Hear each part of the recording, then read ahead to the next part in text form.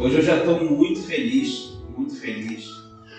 porque durante a semana a gente vem estudando, lendo, e às vezes Deus nos dá cada informação que muitas pessoas não acreditam. E às vezes Deus escolhe para falar com a gente sempre pela madrugada, não sei por que Ele faz isso. E às vezes Ele nos acorda e fala assim: André, ai meu Deus, o que é isso? Fala com esses irmãos para mim, por favor.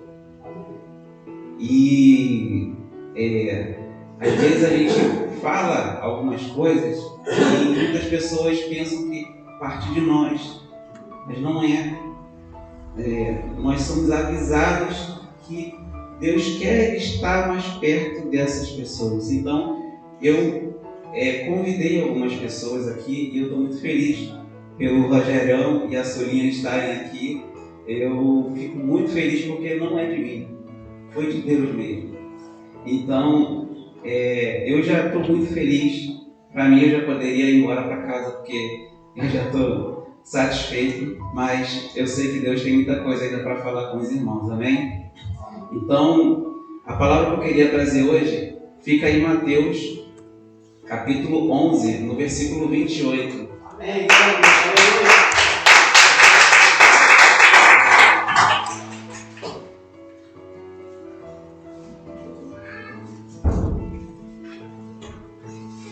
Amém? Todo mundo já achou a palavra? E diz assim: venham a mim todos que estão cansados e sobrecarregados, e eu darei descanso a vocês. 29. Tomem sobre vocês o meu jugo e aprendam de mim, porque sou manso e humilde de coração, e vocês encontrarão descanso para a alma. Amém? Pode deixar, Lucas, essa palavra aqui um pouquinho, que eu queria fazer uma reflexão aqui. Podem se sentar, irmãos, podem se sentar.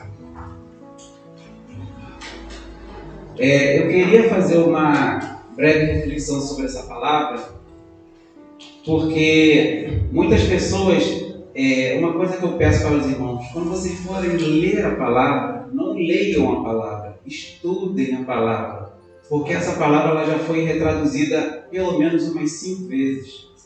Então, às vezes, uma palavra importantíssima que existia no grego, no latim, para traduzir para o português, perde significado. E é isso que é a mágica, né? Podemos dizer assim, que quando você estuda, você se surpreende. Deus fala coisas que são incríveis. E nessa palavra foi o que Deus colocou no meu coração para trazer aqui para os irmãos. Aleluia!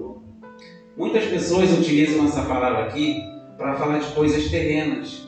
Por exemplo, quando as pessoas trabalham muito, ou estão sofrendo muito, ou estão passando por uma dificuldade, né? As pessoas têm costume de trazer essa palavra, porque Jesus está falando aqui: vinde a mim todos que estáis cansados e sobrecarregados. E nós sempre temos a tendência de quê? Trazer para o que a gente vê, que a gente sente, né? Ou seja, se uma pessoa chegar muito cansada do trabalho, é que você fala assim, né? Meu irmão Cristo está te oferecendo um descanso. Mas não é exatamente esse descanso que a palavra diz. A palavra está falando sobre coisas que a gente não vê, coisas que a gente não sente.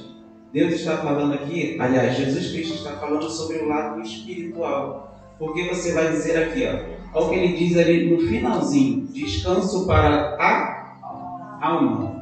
Ele está falando descanso para o corpo. Então tem uma coisa aqui mais profunda, que só se você estudar a palavra você vai reconhecer. Então, o que ele fala aqui? Né? Tomem sobre vocês o meu jugo. Jugo, para os irmãos saberem, é uma barra de madeira que os escravos colocavam nas costas para poder carregar, né, coisas dos seus senhores. E como nós já vimos em alguns filmes, nas histórias, aquilo era extremamente pesado, porque eles colocavam fardos de plantações e às vezes eles não conseguiam carregar de tão pesados. E às vezes eles utilizavam isso até também nos animais, os cavalos, eles colocavam aquilo para que eles pudessem arrastar coisas pesadas e assim fazerem o trabalho. E é sobre isso que Jesus fala. Jesus fala sobre jugo, que nós temos esse jugo pesadíssimo, que a gente não tem condição de carregar, mas só que cada um de nós tem esse jugo. Isso é uma coisa que já aconteceu há muito tempo atrás. Em algumas Bíblias fala sobre fardo, e o fardo é pesado. E Cristo, ele vai falar o quê? Ele diz assim: tome sobre vocês o meu jugo. O nosso é pesado, o dele é leve. Só que para muitas pessoas isso não faz sentido. Por quê? Porque ninguém sabe o que jugo é esse. O que significa esse jugo? É uma coisa que eu errei aqui agora? É porque eu desobedeci a Deus aqui agora? É porque nós falamos palavrão? Porque a gente desobedeceu o pai, desobedeceu a mãe? Ou porque que a gente não falou da palavra de Deus? Não, é algo maior. É algo maior. E esse algo maior é o quê? Jesus diz que a única forma que nós temos de nos livrar da condenação ao inferno é através do jugo dele, do fardo dele. Por quê? Isso aconteceu lá na época da criação do homem. Como que isso aconteceu? Adão e Eva estavam no jardim do Éden, no paraíso. E lá era tudo perfeito, eles viviam em comunhão com Deus. Adão e Eva foram influenciados a desobedecer a Deus. E aí começa o início desse jugo pesado. Com essa desobediência, Deus expulsa Adão e Eva do paraíso, sendo que Eva já seria mãe de toda a raça humana. Ou seja, a responsabilidade da perfeição estava sobre eles dois. Só que com essa desobediência, como eles comeram o fruto da árvore que Deus tinha pedido para que eles não comessem, isso gerou a ira de Deus sobre nós.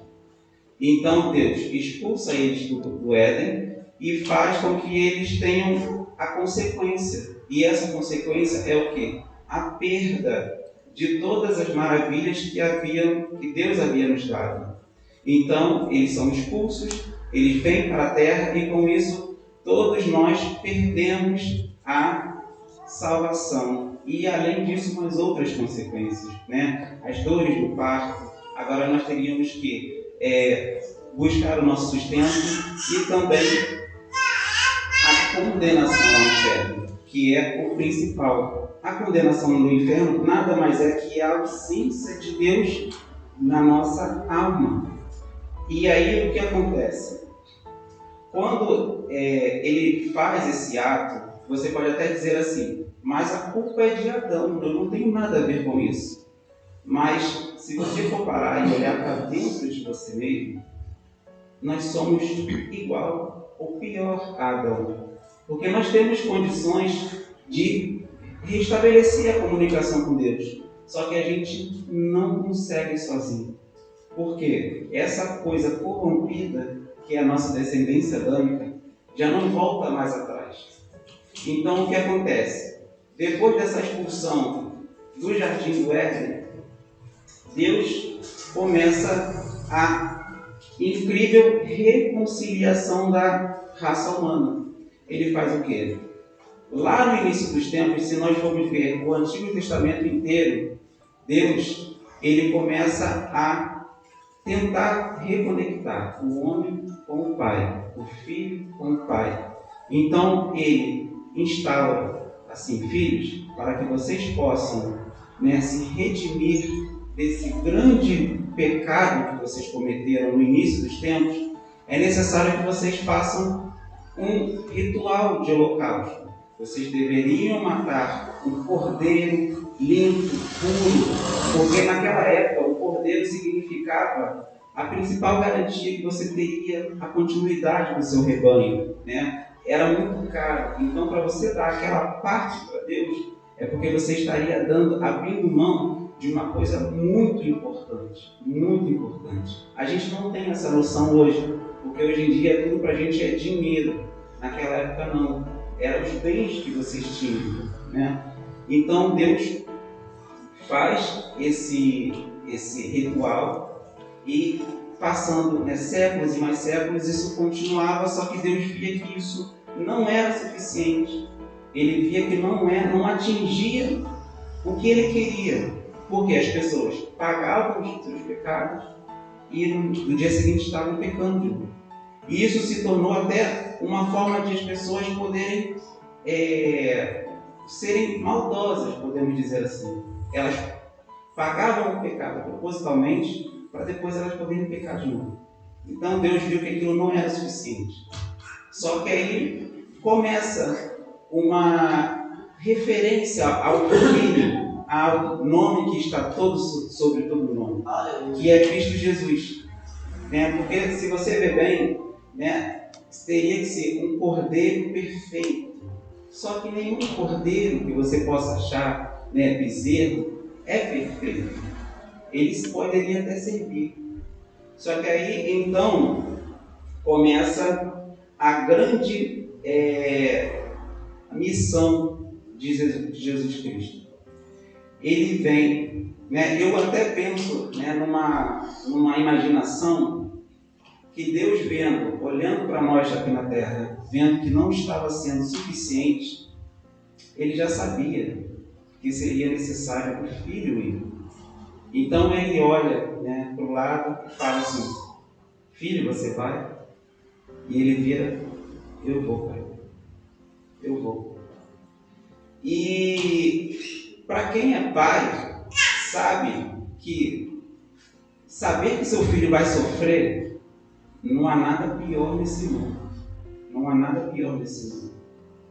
Só que é aí que entra a grande história de amor entre Deus e nós.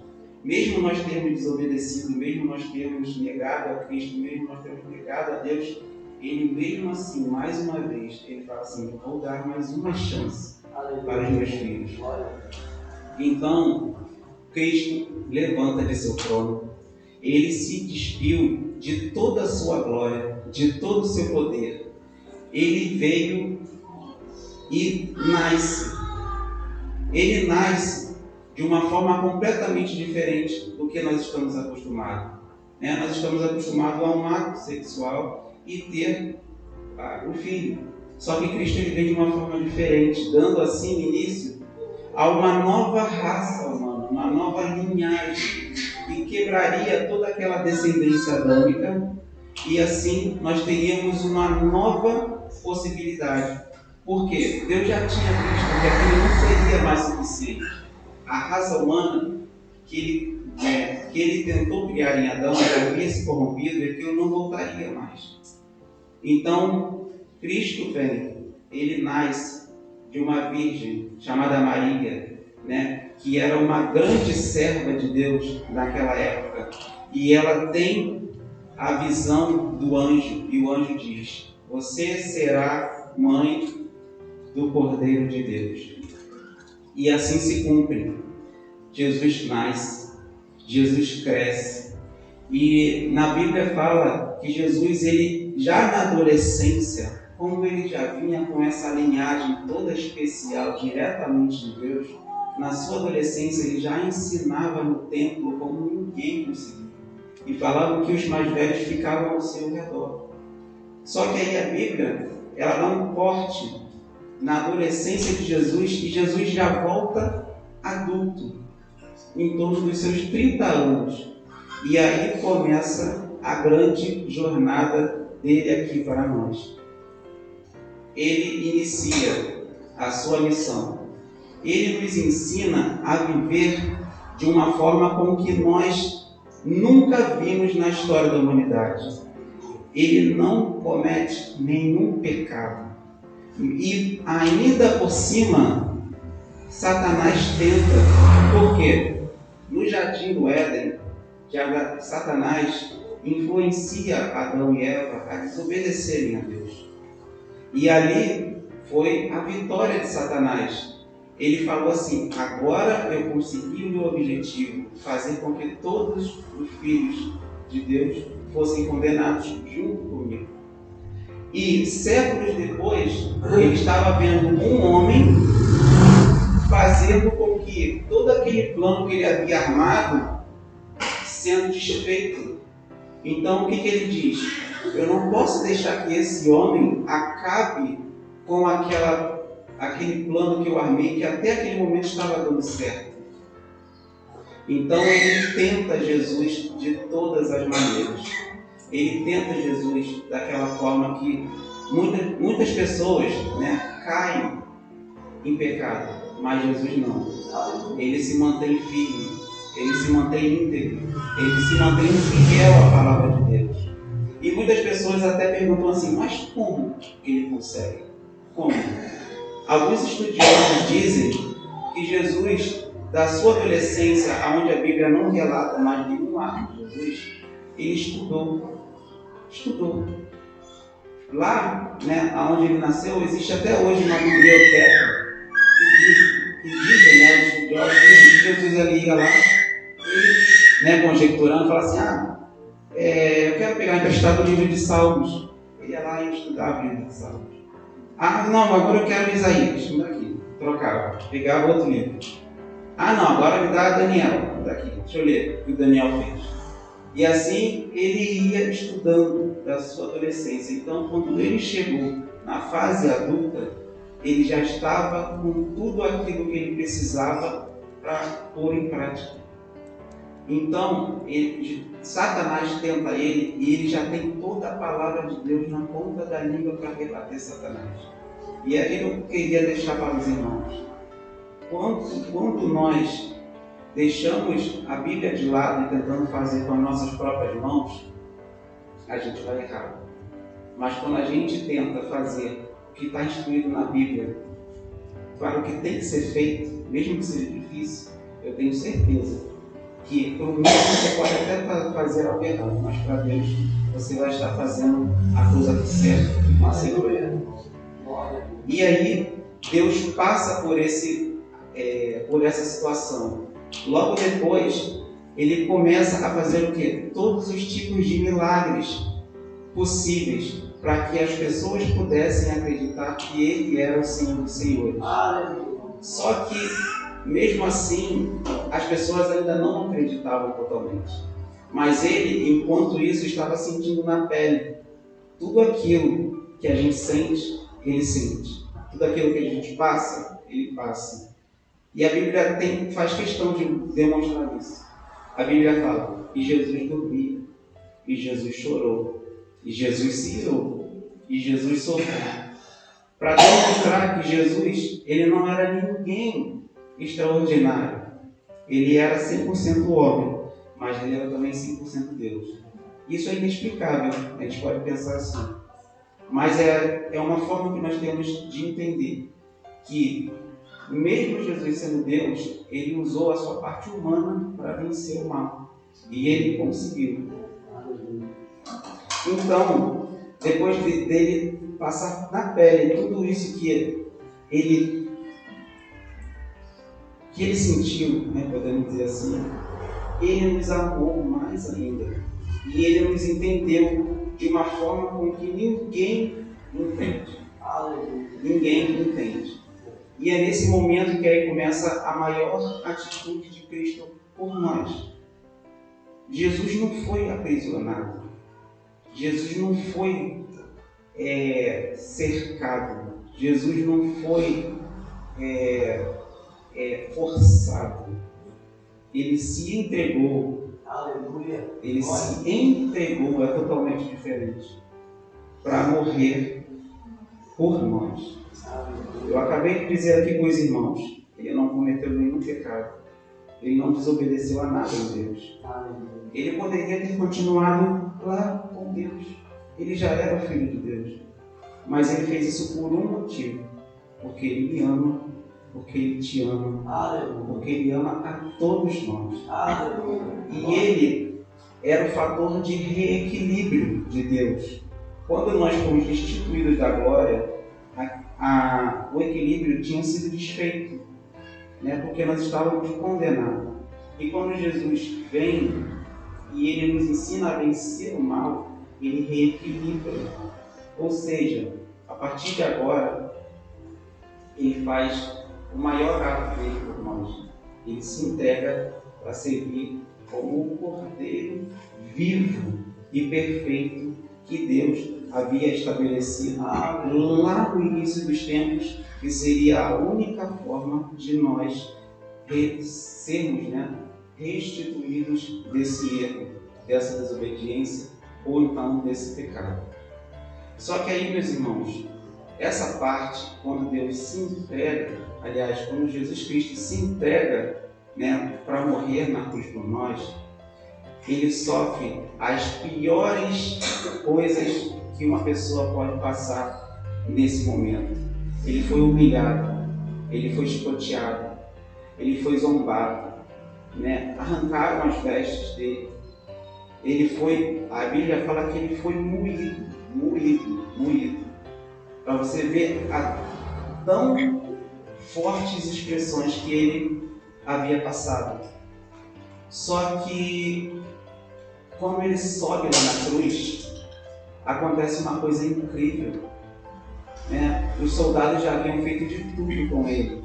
E ele olha para os céus, sabe o que ele fala? Pai, perdoai-vos, eles não sabem o que fazem. Olha o ato de amor que esse homem teve por nós. E aí vocês podem pensar o quê? O sofrimento de Jesus foi esse. Ele já tinha passado por tudo. Não foi esse. Por quê? Quando Deus dá a condenação para a raça humana, é como se ele desse, podemos dizer assim, uma bomba atômica em cima de cada um de nós. Essa bomba atômica, ela está na direção do planeta Terra. Porque cada um tem uma coisa tão terrível, que só fazendo esse tipo de comparação, que assim que a gente morrer, essa bomba atômica explode em cima de nós e faz com que a gente sofra o restante da eternidade. Então Jesus Cristo, o Cordeiro vivo, perfeito, sem nenhum pecado, ele entende que só ele pode fazer essa remissão de pecados. Então você sabe o que ele faz por nós? Ele vira para o Pai e fala assim: eu me ponho entre a humanidade e a condenação. Estoura em mim essa bomba atômica. E alguns estudiosos falam que Deus sofreu tanto em ter que fazer isso com o próprio Filho, que ele se vira, ele não consegue olhar. E Cristo fala assim: Pai, por que me abandonaste? Então, para vocês verem o ato extremo que aconteceu ali naquele momento da cruz, tudo por nossa causa. Então, Jesus morre, se colocando entre nós e o pecado, entre nós e o inferno, entre nós e a ira do seu próprio Pai.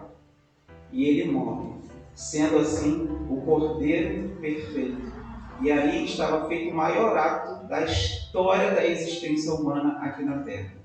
Esse ato foi tão gigantesco que o tempo foi rasgado no meio naquele momento. Hoje nós estamos o quê? Em 2024 depois de Cristo. Para vocês verem o tamanho desse ato que aconteceu naquele dia.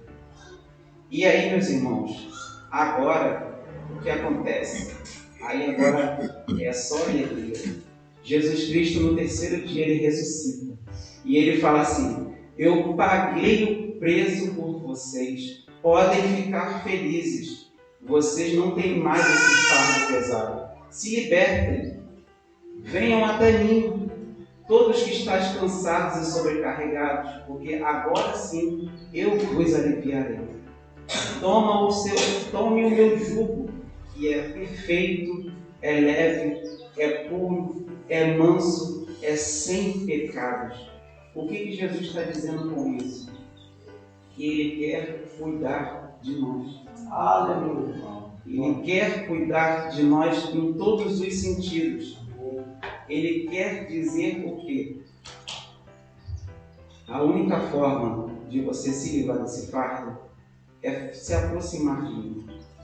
A única forma de você vencer o mal é se aproximando de mim. Ninguém fez por vocês o que eu fiz. E eu não cobro nada. Jesus não nos cobra nada. Ele só quer ser nosso amigo. E enquanto eu estava em casa, estudando, Deus me veio à memória uma coisa incrível que aconteceu comigo e com Jaqueline. Na época que Jaqueline estava grávida, que ele estava lá no Brasil, né? Mulher grávida, vocês sabem como é que é, né? Eu tenho vontade de comer isso, tenho vontade de comer aquilo. E o dinheiro lá é pouco, a gente não tinha tanto dinheiro. E eu me lembro que antes da gente ir para a igreja, ela falou, nossa, eu estava com uma vontade de comer uma coisa diferente. Essa coisa diferente é incrível. Aí eu falei com ela assim, tá, depois a gente vê o que a gente pode fazer. Mas eu não tinha naquela hora um dinheiro para ir no restaurante, para ir fazer alguma coisa. Então nós fomos para o culto. E no final desse culto foi uma coisa incrível. Por isso que fala, Deus ele se revela nos mínimos detalhes. Veio uma irmã com a mãozinha fechada assim. Toma, irmã, para você comer alguma coisa. Quando ela abriu a mão tinha R$10. Eu falei, nossa, não acredito que Deus fez isso. Deus está fazendo um mimo da minha mulher. Deus tinha tanta coisa para fazer, mas Ele não se esqueceu que ela estava com uma vontade de comer algo. E a irmã ainda falou com todas as palavras, toma, para você comer alguma coisinha. Ela não falou assim, para você fazer alguma coisa. Foi exatamente o que ela tinha me pedido antes do culto. Eu queria comer algo diferente. E Deus, depois do culto, já respondeu o que ela queria. Aleluia. Deus precisava fazer isso. A importância de Deus é estar aqui. Deus quer salvar a nossa alma.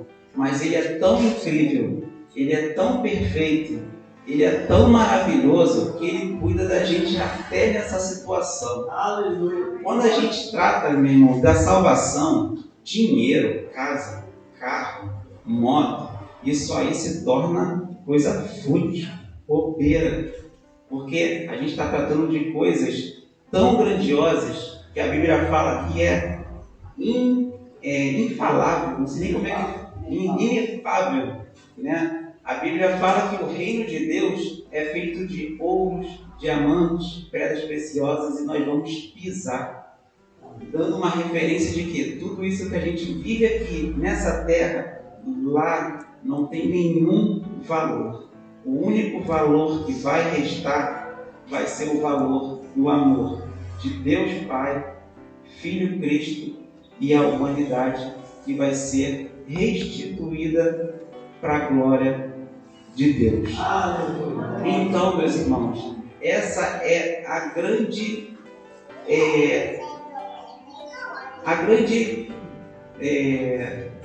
mistério da Bíblia. Se você for ver a Bíblia por completo, ela diz assim, o Filho vai vir, o Filho veio e o Filho vai voltar. Isso resume a Bíblia inteira. E meus irmãos, Deus ele dá sinais de que tudo está se cumprindo e está próximo. Aleluia! Quem, irmãos, aqui viu que na segunda-feira teve um eclipse total do Sol lá nos Estados Unidos? O nosso planeta é imenso, não tem como ver no planeta inteiro. Só que a Bíblia fala assim, olhai para o céu e verás que o tempo está próximo. E olha, meus irmãos, a Bíblia fala, o amor se esfriará, pai contra pai, mãe contra filho. E olha as nações. A Bíblia fala, olhai para Israel, que Israel é o relógio do tempo, é o relógio da humanidade. Veja como Israel está. guerras, rumores de anticristo. Está tudo acontecendo diante dos nossos olhos. Mas o mundo faz assim, ó. Internet, redes sociais, filmes, séries mentirosos para te distrair, vida familiar, problemas. Ele quer tirar sua atenção do que realmente importa, para que quando chegar no dia, mais Jesus, nós temos que entender, irmãos, a justiça de Deus ninguém corrompe. A Bíblia fala que no dia do juízo, aquele que não ouvir as palavras que foram ditas aqui, por mais que fale assim, Senhor, mas no teu nome eu libertei, eu curei, ele falará, apartai-vos de mim, pois eu nunca vos conheci. Então, meus irmãos, nós não queremos viver assim. Nós queremos viver o quê? Na glória, como o pastor falou. O irmão aqui que acabou de partir, ele está onde agora? Ele está lá, junto com Cristo, festejando, louvando, feliz pro resto da eternidade. E aí Cristo fala assim, vocês sabem o que vocês precisam fazer? Para que isso tudo volte para vocês, vocês não precisam dar dinheiro. Vocês não precisam fazer loucuras. Vocês não precisam subir escadaria de joelho. Vocês não precisam rezar um terço 500 vezes. Nada disso. É só você, no teu particular, falar assim, me perdoa. Me perdoa. Me perdoa por tudo que eu fiz nessa vida. Me perdoa por quem eu sou. E o mais importante, toma conta de mim a partir de agora. Aleluia. E deixa Ele fazer o que Ele quiser pela sua vida. Aleluia. Só isso que Ele pede em troca. Então, meus irmãos,